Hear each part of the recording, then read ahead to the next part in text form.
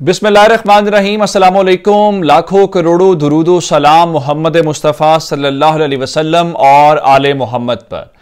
मैं हूं उमर दराज गोंदल और आप मेरा फेसबुक और यूट्यूब चैनल देख रहे हैं। नाज़रीन, इस वक्त मामला सबसे पहले हमें इस पूरी सिस्टम के अंदर, पूरे मुल्क के अंदर नजर क्या आ रहा है। एक ही सिस्टम मामला है कि इमरान खान को काउंटर कैसे करना है, इमरान खान को खामोश कैसे करवाना है और इमरान खान का इलाज कैसे करना है। मैंने आपको बताया था कि खान साहब को कहा गया है कि आप सिर्फ साइफर की तहकीकात से पीछे हट जाएं, बाकी मसला हल हो जाएगा। खान साहब नहीं मान रहे। जब नहीं मान रहे तो उसका मतलब क्या है कि आज कौमी सलामती कमेटी का इजलास बुलाया गया है। रही सही कसर वहां से पूरी कर ली जाएगी, कोई एलामिया जारी करके या कोई नई लाइन देके, लेकिन बात इसके बावजूद बन नहीं रही। खान साहब क्या कर रहे हैं कि थोड़े अरसे के बाद वो एहतजाज की कॉल देते हैं, तमाम शहरों के अंदर अपने लोग निकालते हैं, जिससे पता यह चलता है कि उनके पास स्ट्रीट पावर बहुत ज्यादा है पूरे मुल्क के अंदर। जिस तरह फवाद चौधरी रात को वसीम बादामी के शो में कह रहे थे कि खान साहब अगर हमें एक इशारा करें तो हम दरो दीवार हिला के रख दें। यह बहुत खतरनाक बात है कि तहरीक इंसाफ स्ट्रीट पावर रखती है, लेकिन फिलहाल वो पीसफुल प्रोटेस्ट कर रहे हैं। लेकिन अगर यही किसी और सूरत में चला गया तो इसमें हम सबका नुकसान है।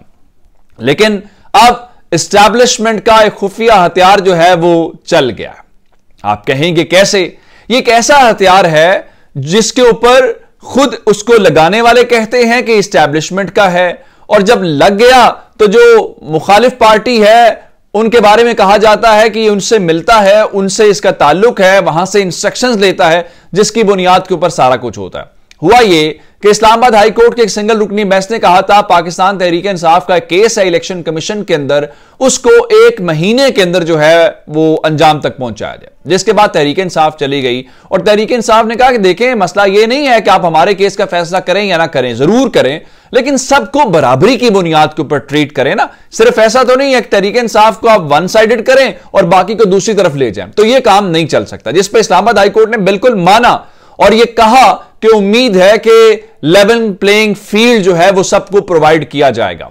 लेकिन ये जो मैं आपके सामने सिनेरियो रखा, तहकीकात वाला, कौमी सलामती कमेटी, सारा कुछ, जब बात वहां नहीं बनी तो फिर सूरत हाल दोबारा इलेक्शन कमीशन के पास आ गई। अब इलेक्शन कमीशन जो है उसके सरबरा सिकंदर सुल्तान राजा साहब जो चीफ इलेक्शन कमिश्नर है, खान साहब कह चुके हैं कि हम इलेक्शन कमीशन के चीफ के नाम के ऊपर आपस में इत्तेफाक नहीं कर पा रहे थे, तो हमें एस्टैब्लिशमेंट ने एक नाम दिया और वो नाम सिकंदर सुल्तान राजा का था और हमें कहा गया कि ये बहुत अच्छा शख्स है, आप इसको अपॉइंट कर दें। तो खान साहब ने इतराफ किया है कि सिकंदर सुल्तान राजा को उन्होंने एस्टैब्लिशमेंट के कहने के ऊपर अपॉइंट किया। यह पहला फेज है। दूसरा फेज यह है कि तहरीक इंसाफ का ख्याल यह है कि सिकंदर सुल्तान राजा साहब जो हैं ये बुनियादी तौर पे नून लीग के हैं और नून लीग के साथ उनकी एक लाइन अलाइनमेंट है, ये उनका इल्जाम है तहरीक इंसाफ का। और उसमें वो कहते हैं कि हर वीकेंड के ऊपर खान साहब ने खुद कहा चीफ इलेक्शन कमिश्नर जाते हैं, हर हफ्ते मुलाकात करते हैं, वहां से इंस्ट्रक्शंस लेके आते हैं। अब वही चीफ इलेक्शन कमिश्नर जो खुफिया हथियार हैं, जो इमरान खान को चारों तरफ से घेर के करने का मंसूबा है, उसके अंदर आज उन्होंने पहली ईंट रख दी है। मैंने आपको बताया था चूंकि फॉरेन फंडिंग केस है तो बाकी सब जमातों का भी है, सिर्फ तहरीक इंसाफ नहीं है, नून लीग का भी है, पीपल्स पार्टी का भी है। आज तहरीक इंसाफ के उस केस का फैसला 8 साल के बाद जो है वो महफूज कर लिया गया है और अब अकबर एस बाबर जाहिर बात है आज खुश होंगे। अब इस मामले को लेके जो बाकी जमातों के केसेस हैं वो पेंडिंग है। अब ये फैसला कब सुनाया जाएगा, कैसे सुनाया जाएगा, ये खान साहब के रवैये के ऊपर डिपेंड करता है। अगर खान साहब इनको आंखें दिखाएंगे तो मुमकिन तौर पे ये पार्टी को बैन कर सकते हैं, ये तहरीक इंसाफ को कलअदम करार दे सकते हैं। ये हरबा है। आप ये ना समझिएगा कि ये इलेक्शन कमीशन का जो फैसला आया है वो सिर्फ फैसला है और वो सुनाएंगे कि जी इतनी फंडिंग आपकी आई है, तहरीक इंसाफ करिए, हमने नहीं की, उनकी गलती थी, तो आप इसको एक जुर्माने के तौर पे इलेक्शन कमीशन को जमा करवा दें। नहीं, ये पूरी पार्टी को डिस्क्वालीफाई, खान साहब को डिस्क्वालीफाई, सियासत से निकालने का मंसूबा है जो इलेक्शन कमीशन के जरिए। लेकिन ये आज नहीं सुनाया जाएगा, मुमकिन तौर पे सुना भी तो सकते हैं वो जब चाहें, लेकिन इसको खान साहब के खिलाफ अब एक ब्लैकमेलिंग टूल के तौर पे इस्तेमाल किया जाएगा कि खान साहब को कहा जाए सियासत करनी है फिर हमारी बात सुने, नहीं करनी तो फिर देखें हम आपको सियासत से निकालने वाले हैं। तो इसलिए ये दोनों तरफ का हथियार है और सिकंदर सुल्तान राजा की डिटेल्स मैंने आपको दे दी हैं।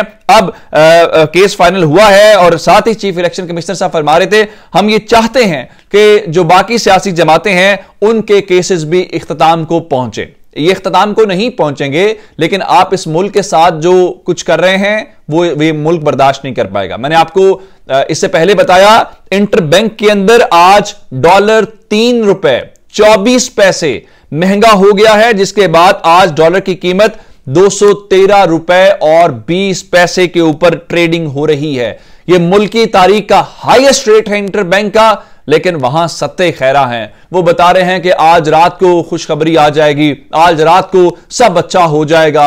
दूसरी तरफ राना सनाउल्लाह साहब फरमा रहे हैं कि नहीं जनाब, इलेक्शन अब जो IMF है वो नहीं मान रहा। अब मैं आपको एक और बात बताऊं, ये तहरीक इंसाफ को आंखें निकालते हैं लेकिन तहरीक इंसाफ से मदद भी मांगते हैं। अब वही हुकूमत जिसने इस मुल्क की मईशत को संभालना था, क्योंकि पिछली हुकूमत ना अहल, निकम्मी और नालायक हुकूमत थी, अब इन्होंने दोबारा तहरीक इंसाफ को कहा है कि हमारी मईशत के ऊपर मदद करें, आप हमारे साथ मिलकर एक चार्टर ऑफ इकोनॉमी साइन करें। लेकिन पाकिस्तान तहरीक इंसाफ कहती है कि जिस घर से आपने मुझे निकाला, जिस बुनियाद के ऊपर निकाला वो ठीक करो। अब मैं आपको उस बात के ऊपर आके गाइड क्यों करूं या किस लिए करूं? ये तहरीक इंसाफ का मौकिफ दुरुस्त है क्योंकि जितने आशारिये हैं वो उनके पॉजिटिव हैं, उनके हक में हैं। तो अब ये राना सनाउल्लाह के जरिए राब्ते करके अगर उनको कहें कि आए चार्टर ऑफ इकोनॉमी के ऊपर साइन करें, तो आप तो तजर्बाकार हैं, आप तो मसले का हल निकालने आए थे, आपने तो महंगाई का हल निकालना था। तो अब सब्र करें ना जरा।